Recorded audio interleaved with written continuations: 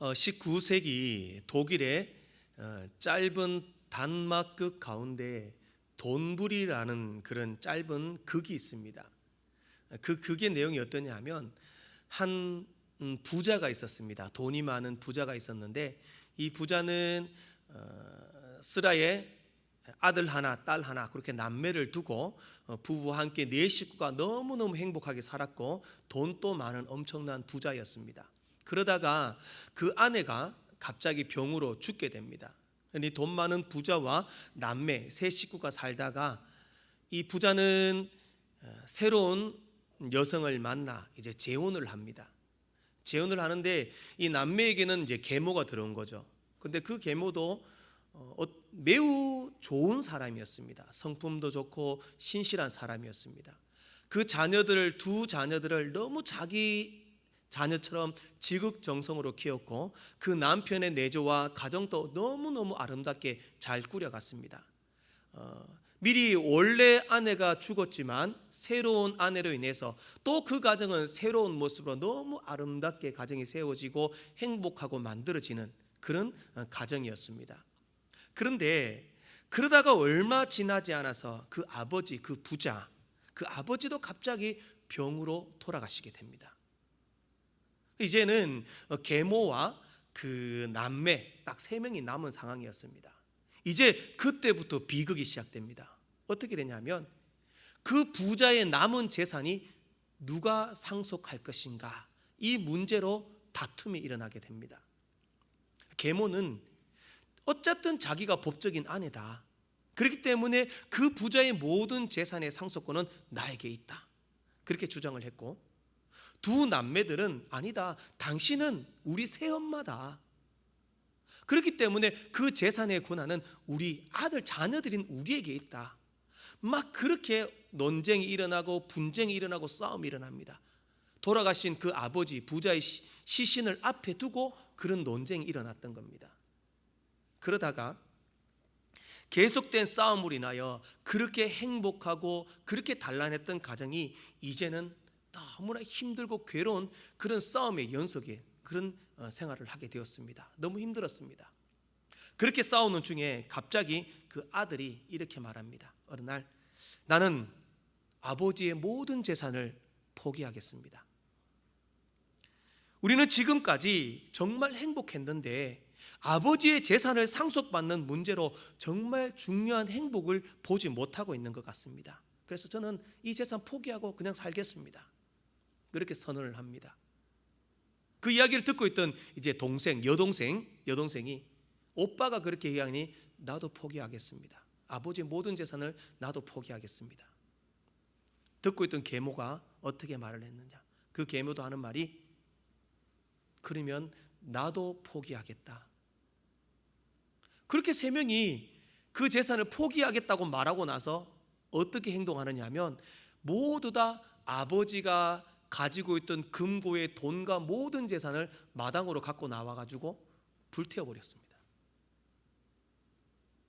아깝죠.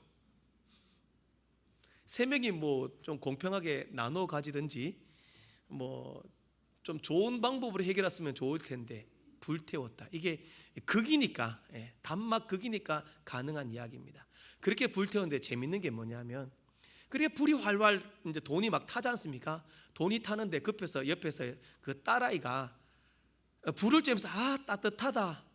그 옹기종기 3명이 그 불 옆에 모여가지고 불을 쬐고 따뜻하다 하면서 행복한 미소를 지으면서 너무 즐겁고 웃으며 행복해하면서 그 극이 끝납니다. 단막극이 어떠한 교훈을 주느냐 하면 원래는 행복하고 단란하고 정말 복된 가정이었는데 물질에 눈이 어두웠고 물질이 앞에 있고 물질에 대한 탐심이 생기자 분쟁과 다툼으로 번지게 되었다. 그 이야기를 하고 있는 겁니다. 그러니 물질이라는 것 앞에는 정말 소중한 것을 보지 못하고 가정이 파괴되고 잃게 되는 그러한 현상이 생겨나게 됩니다. 이것이 바로 탐심의 문제입니다. 탐심이라는 것은요, 정말 우리가 보아야 할 가장 중요한 것을 보지 못하고 문제를 일으키고 모든 것을 파기하고 다툼을 일으키고 죄를 짓게 합니다. 오늘 10계명의 마지막 10번째 계명이 바로 그러한 문제에 대한 교훈입니다. 제 10계명, 내 이웃의 집을 탐내지 말라. 우리가 지금까지 1계명부터 10계명까지 보았습니다. 그죠? 10계명까지 모든 계명에서 나오는 문장 자체의 의미가 아니라 문장 자체에 넘어서 더 적극적인 의미가 있다라고 말했습니다. 1계명부터 4계명까지의 계명은 하나님을 섬겨라, 우상을 섬기지 말아라, 여호와 이름을 망령되이 잊지 말아라, 수많은 계명들, 그게 단지 그것을 해라라는 명령이 아니라 하나님을 더 사랑해라 라는 계명이었습니다. 마찬가지입니다. 5째부터 6째 계명까지도 부모를 공경해라, 살인하지 말아라, 도적질하지 말아라, 이러한 모든 계명도 문장적으로 효도하고 살인하지 말고 도둑질하지 말고, 이게 중요한 게 아니라 내 이웃을 더 사랑해라라는 적극적인 계명이 있었다라는 겁니다. 그러면 오늘 내 이웃의 집을 탐내지 말아라, 이웃의 물건을 훔치거나 어떤 이웃에게 손해를 끼치는 것을 하지 말아라, 여기에서 멈추는 것이 아닙니다. 더 적극적으로 나아간다면 바로 하나님이 내게 주신 것에 만족하고 탐심을 버려라, 그리고 이웃을 축복하며 이웃이 잘됨을 기뻐하여라, 그러한 의미를 가진 계명이 바로 10번째 계명입니다.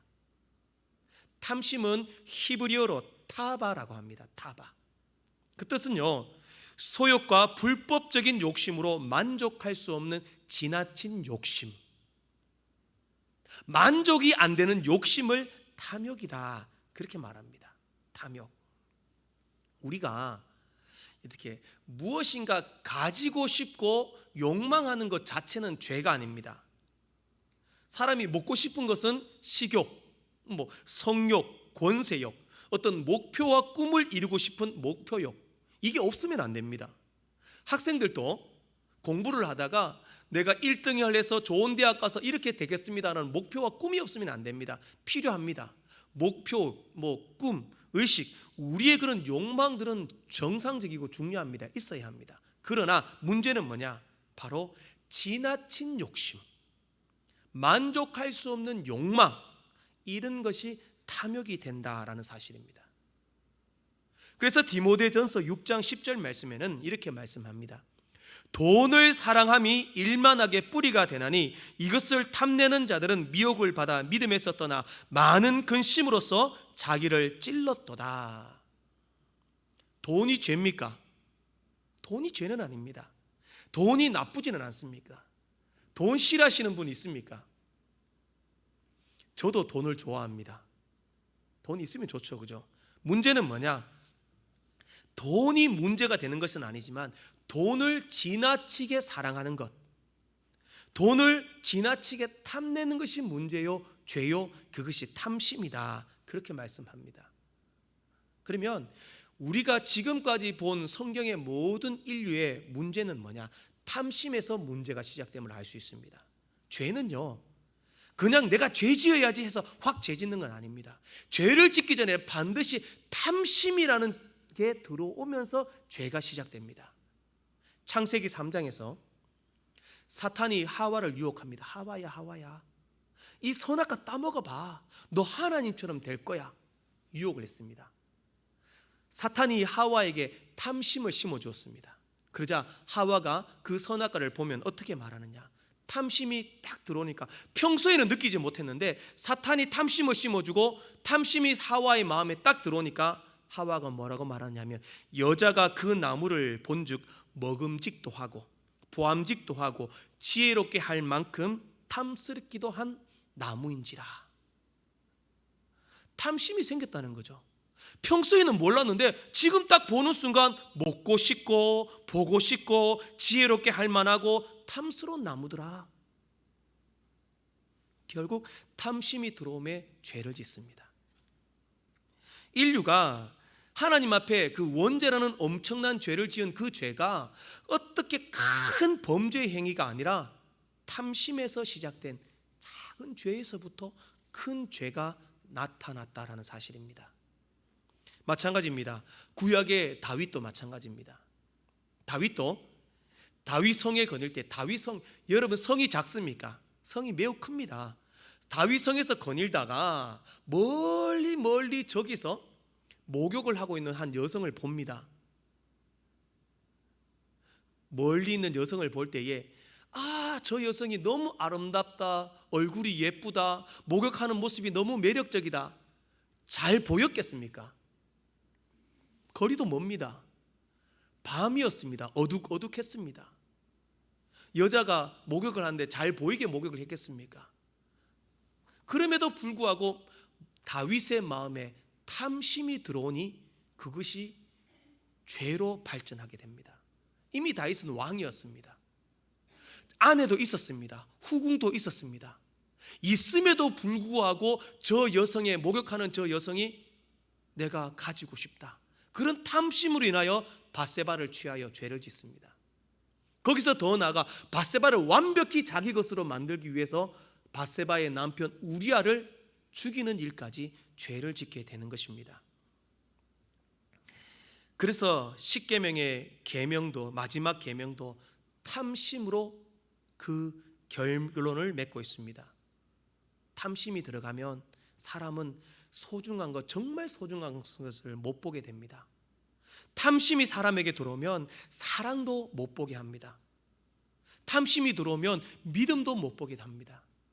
탐심이 들어오면 결국 하나님도 보지 못하게 하고 죄를 짓게 하는 것이 탐심의 문제입니다. 1970년부터 1980년대에 미국의 짐 베이커라고 하는 전도자가 있었습니다. 이분이 미국 그 당시에 1970년과 80년 당시에 정말 유명한 전도자였습니다. 어떻게 이분이 사역을 했냐면 빌리 그레함처럼 나와서 막 대중 앞에서 설교하고 부흥회를 하는 것이 아니라 이분은요, 텔레비전 전도자였습니다. 만약에 지금의 이분이 있었다면 엄청났겠죠. 막 유튜브 이래가지고, 그죠? 그 당시만 해도 그런 게 발전되지 않았지만 이분은 텔레비전을 통해서 사역을 했습니다. 텔레비전을 통해서 전도하고 복음 전하고 설교하고 막 그런 기도하고 능력을 막 행했다는 거죠. 놀라운 것은 뭐냐면 그 사람의 짐 베이커의 텔레비전 영상을 보고 수천 명이 회심하고 교회를 가고 하나님 앞에 막 돌아오는 역사가 일어나는 겁니다. 더 놀라운 것은 텔레비전 속에서 시청자 여러분, 육신에 아픈 분이 있다면 손을 얹으십시오. 막 머리에 손을 얹고 가슴에 손 얹고 손 얹으라 해가지고 자기 아픈 부분 손 얹으라 해가지고 이분이 텔레비전을 통해서 막 기도하고 선포를 합니다. 어떻게 되냐? 기적이 나타나는데 막 병이 막 낫는 겁니다. 치유가 막 되는 겁니다. 그러자 정말 미국 자체가 온통 짐 베이커로 난리가 났습니다. 짐 베이커가 텔레비전 하는 시간은 모두가 그것만 보고 있는 겁니다. 막 은혜 받고 체험하고 막 기적이 나타나는 거죠.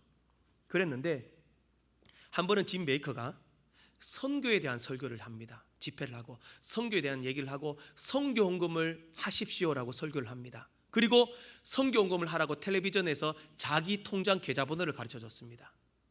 사람들이 수많은 선교 헌금을 통장으로 보냅니다. 당시 우리나라 돈으로 95억 원이라는 돈이 입금이 됐다고 합니다.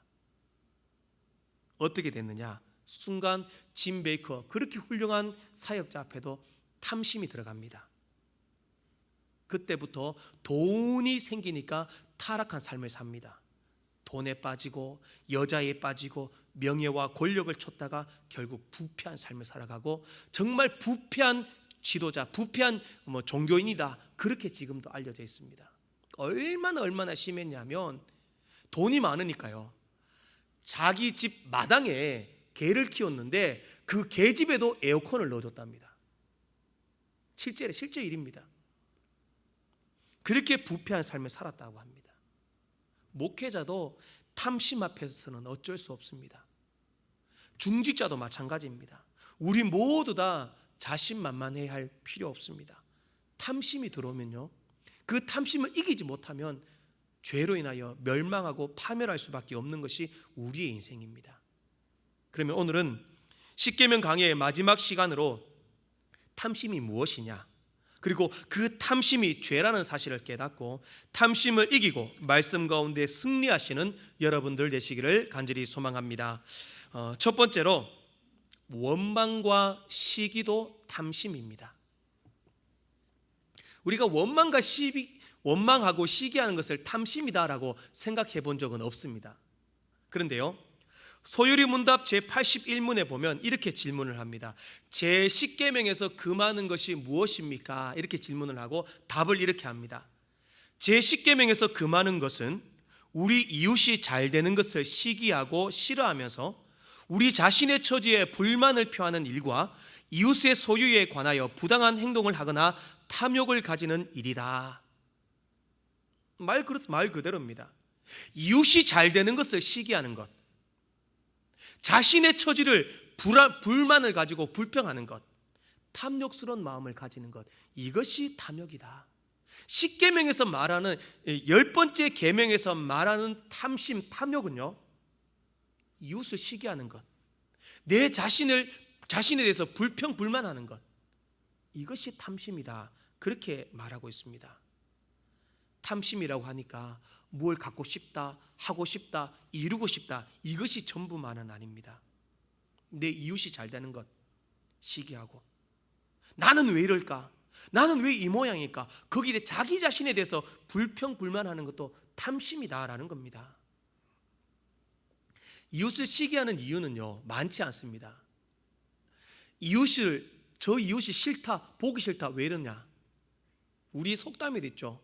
사촌이 땅 사면 배가 아프다 그러죠, 그죠? 예. 말 그렇습니다. 이웃이 잘 되면은 그것이 너무너무 싫습니다. 시기가 일어납니다. 그게 탐심이라는 거예요. 일평생 돈 벌고 열심히 노력해서 작은 아파트 한 채 샀습니다. 너무 좋습니다. 아파트 정말 행복한 내 집을 마련했습니다. 거기에 눕고 다리를 뻗고 자니까 너무 행복합니다. 너무 좋습니다. 하늘을 날아갈 것만 같습니다. 그런데 며칠 뒤에 옆집 사는 사람이 50평 아파트 이사 갔습니다. 어떨까요? 그때부터 집에 들어가기 싫습니다. 우리 집이 갑자기 작아 보입니다. 갑자기 속이 상합니다. 이게 탐심입니다. 네, 나는 왜 못 그럴까? 나는 왜 50평 아파트가 없을까? 이게 탐심이라는 겁니다. 학창 시절에 나보다 공부도 못하고 얼굴도 못생긴 맨날 정말 놀림받던 애가 신랑 잘 만나서 출세했습니다. 갑자기 우리 신랑 얼굴 집에서 보면 어떻게 합니까? 네, 눈을 뽑고 싶습니다. 이게 탐심입니다. 내게 있는 것에 만족하지 못하는 것, 탐심입니다. 여러분의 남편과 아내들에게 만족하시기를 축복합니다. 만족 못합니까? 아멘이 작으시네요. 혹시 여러분 짬짜면이라고 아십니까? 짬짜면이라고요, 이게 사람의 심리를 이용한 음식이에요. 항상 이거는 불변의 진리입니다. 이게 제가 진리라고 말해서 그렇지만 짜장면을 먹으면 항상 맞은편에 짬뽕 먹는 사람 짬뽕이 더 맛있어 보입니다. 이건 어쩔 수 없습니다. 내가 짬뽕을 먹고 있으면 상대방이 짜장면이 더 맛있어 보입니다. 또 먹고 싶습니다. 어쩔 수 없습니다. 저도 그렇습니다. 안 그런가요? 그래서 사람의 심리를 이용해서 할 수 없다, 둘 다 먹어라, 이래가지고 짬짜면을 만들어 놓았습니다. 저는 이것도 탐심이라고 생각합니다. 남의 음식이 더 맛있어 보이는 것, 남의 것이 더 좋아 보이는 것, 남의 남편이, 남의 아내가 더 좋아 보이는 것, 시기 나고 질투 나고 내가 가진 것이 갑자기 초라해 보이고 나는 왜 저럴까 생각하는 것, 그 자체가 우리는 탐심이다, 그 사실을 알아야 됩니다. 날마다 우리는 찬송합니다. 높은 산이 거친 들이 초막이나 궁궐이나 내 주 예수 모신 곳이 그 어디나, 어디입니까? 하늘나라입니다. 주님만 계시면 하늘나라 늘 찬양을 합니다. 그러나 나는 첨하게 사는데 저 사람이 궁궐에 살면 못 견딥니다. 나는 주님만 있으면 천국이라고 했는데 저 사람이 잘 되면 시기가 나고 질투가 납니다. 이런 모든 것이 탐심이다. 결국 그 탐심 때문에 죄를 짓게 된다라는 사실입니다. 탐심의 결과는 죄입니다. 죄의 결과는 파멸입니다. 이웃에 대해서 시기하고 질투하고 자신의 것에 만족하지 못하는 것, 그 모든 것은 십계명을 어기는 죄라는 사실을 믿으시기 바랍니다. 두 번째로 물질에 대한 지나친 욕심도 탐심입니다. 여러분들, 물질은 하나님이 주신 우리의 복입니다. 예수 믿는 사람들은요, 부자가 되어야 됩니다. 돈 많이 벌어야 합니다. 저는 늘 그렇게 이야기합니다. 예수 믿는 사람 돈 많이 벌어서 그 좋은 많이 벌어가지고 좋은 집에 사시고요, 좋은 차도 타시고 좋은 옷도 입고 다니셔야 합니다. 그래야 됩니다. 세상 사람들이 예수 믿는 사람 보고, 야, 예수 믿더니만 집을 좋은 집 산다, 차도 좋은 차 탄다, 맨날 허름하고 정말 맨날 이렇게 정말 없어 보이는 삶을 산다면 누가 예수 믿겠습니까? 저는 필요하다고 생각합니다. 그래서 예수 믿으면 복 받아야 됩니다. 물질의 복도 받아야 됩니다. 저는 필요하다고 생각합니다. 돈도 열심히 일해서 많이 벌고 이 땅에서도 부자가 되어야 합니다. 부자가 되어서 하나님의 영광을 위하여 그 물질을 사용해야 합니다. 그러면 이 땅에서도 부자가 되고 저 하늘나라에서도 영적인 부자가 되어야 한다라는 사실입니다. 우리는 예수 믿으면 부자 되어야 합니다. 저도 돈을 좋아하겠습니까? 싫어하겠습니까? 네, 돈 좋아합니다. 돈 싫어하는 사람 없습니다. 예. 그러나 우리는 그 돈을 어떻게 쓰느냐가 더 중요합니다. 예수 믿는 사람은. 목사가 돈 어디 쓰겠습니까? 술 마시고 제가 허랑방탕한 곳에 돈을 쓸 일은 없습니다. 결국 그렇죠. 개척교회나 선교사나 그렇게 돕는 일에 쓰는 것, 저는 그게 너무 좋습니다. 행복하고 누구나 필요한 사람 좀 주는 것 좋아합니다. 너무 잘 줘가지고 맨날 혼납니다. 네. 말 그대로입니다. 우리가 그렇게 부자가 되는 것, 예수 믿는 사람은 당연한 문제입니다. 더 큰 문제는 뭐냐면 물질을 지나치게 사랑하고 물질에 관해 탐욕을 가지는 것, 이것이 죄다라는 겁니다. 돈 많이 벌고 부자가 되어야 합니다. 그러나 돈 앞에서는 사람도 없고 신앙도 없고 하나님도 없고 오로지 돈 하는 게 오늘날의 세상입니다. 그렇게 돈 하다가 어떻게 됩니까?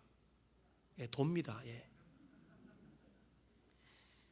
이스라엘 백성들이 그 철옹성 같은 여리고성을 기적적으로 점령을 했습니다.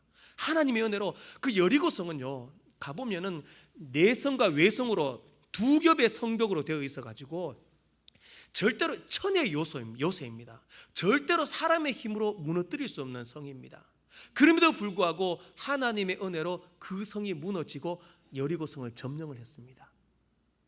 그리고 그 다음에 아이성은 여리고성에 비해 너무 초라한 성입니다. 이스라엘 백성은 너무 우습게 봤습니다.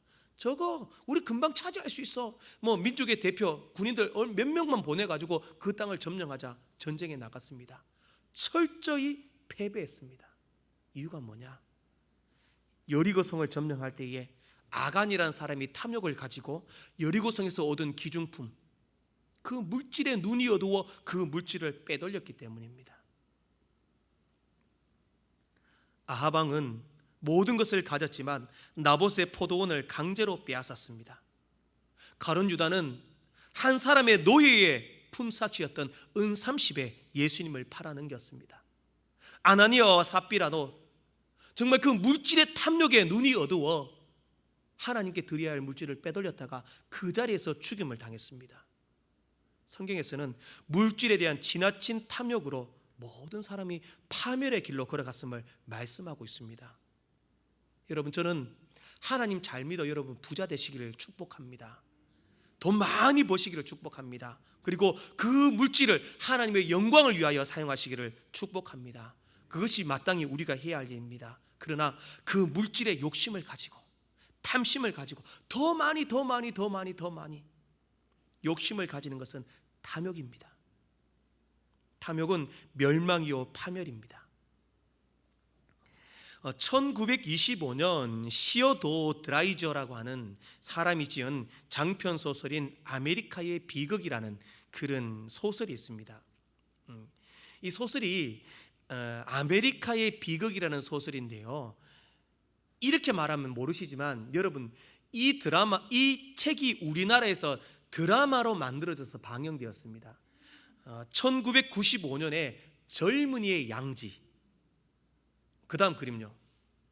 예, 기억납니까? 혹시 젊은이의 양지라고 이종원 씨하고 뭐 허준호 여러 최재성 하여튼 몇 명 나와서 젊은이의 양지라는 드라마로 방영되었습니다.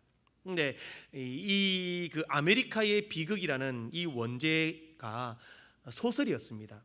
이 소설에는요, 클라이드 크리피스라는 한 가난한 청년이 나옵니다. 이 청년은 늘 자기가 가난한 거에 대해서 비관을 하고 나는 어떻게 해서든 출세하고 어떻게 해서든 부자가 될 거야, 그렇게 결심을 합니다. 초등학교를 졸업하고 약방에 취업을 해서 돈을 법니다. 그리고 조금 더 큰 무대로 나가기 위하여 캔자스시에 있는 호텔의 종업원이 됩니다. 호텔 종업원이 되면 많은 사람들에게 팁도 받고 돈도 좀 벌었습니다.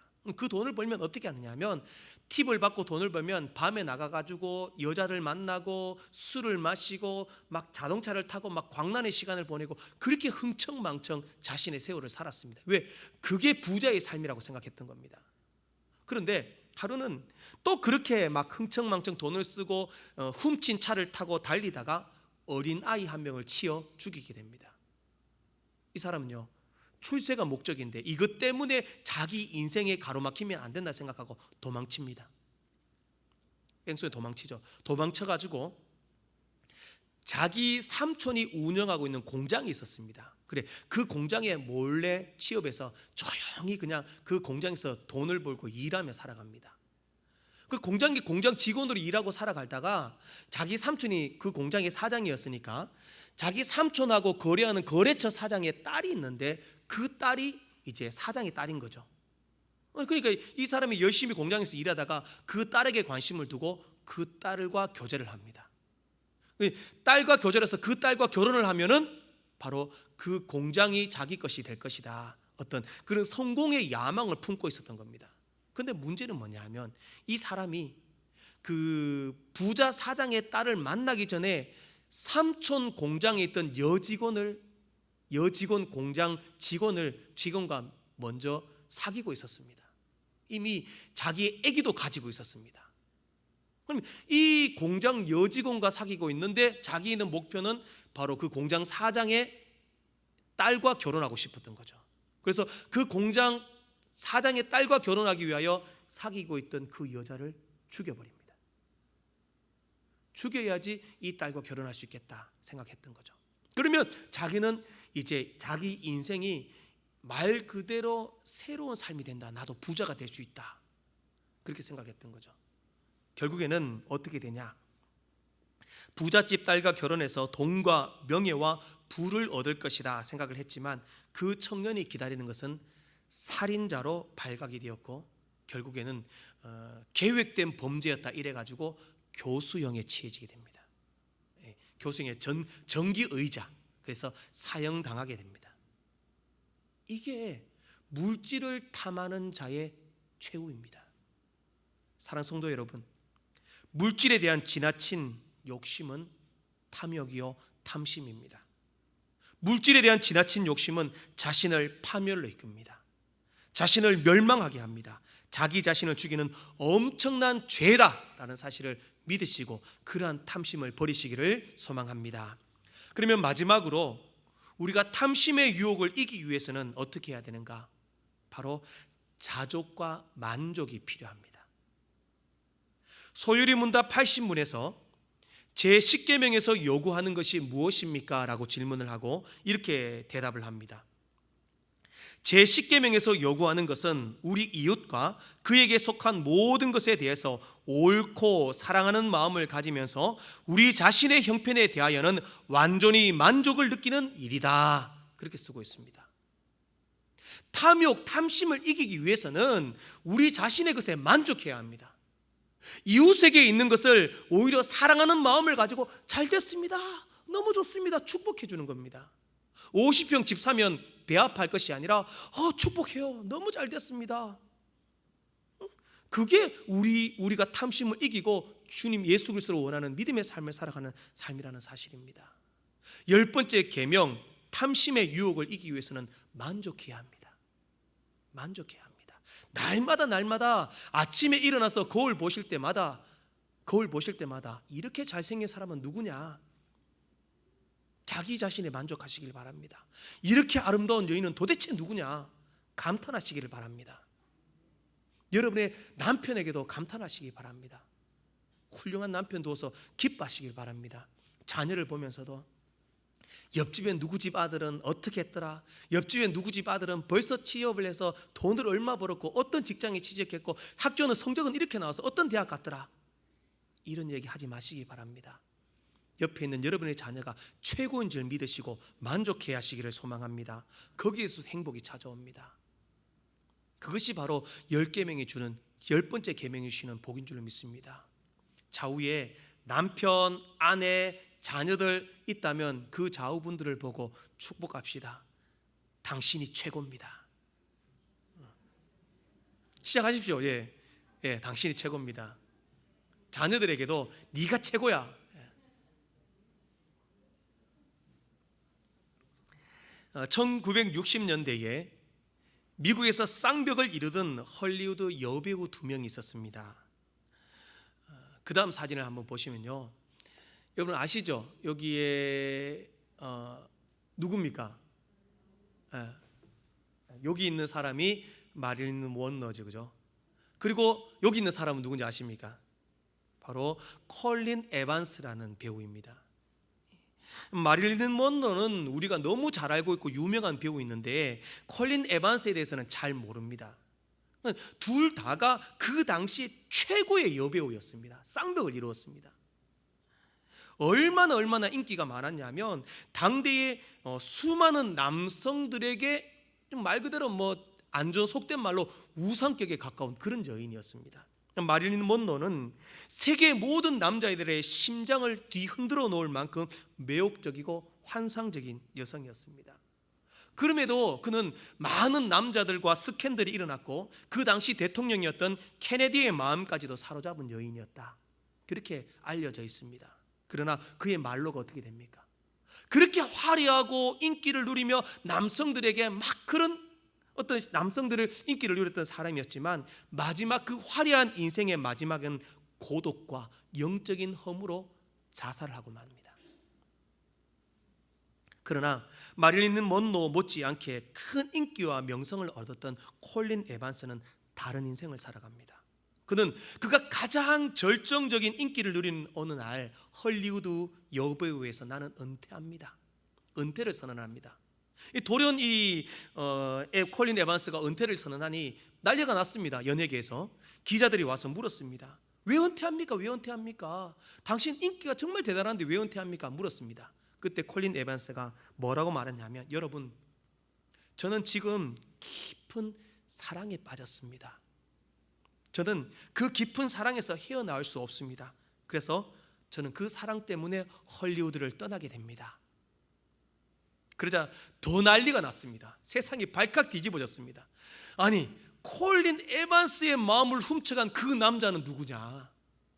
콜린 에반스가 어떤 남자를 만났기에 그 남자 때문에 연예계 헐리우드를 떠난단 말이냐? 막 난리가 났습니다. 그리고 콜린 에반스보다 그 남자가 누구냐에 더 집중하게 됩니다. 다시 기자들이 질문을 합니다.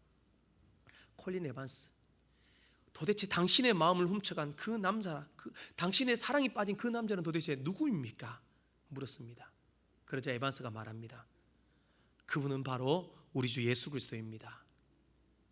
나는 나를 위하여 십자가 죽으신 예수님과 깊은 사랑에 빠졌습니다. 나는 앞으로 그 예수님의 십자가의 빛을 갚기 위하여 살아갈 것입니다.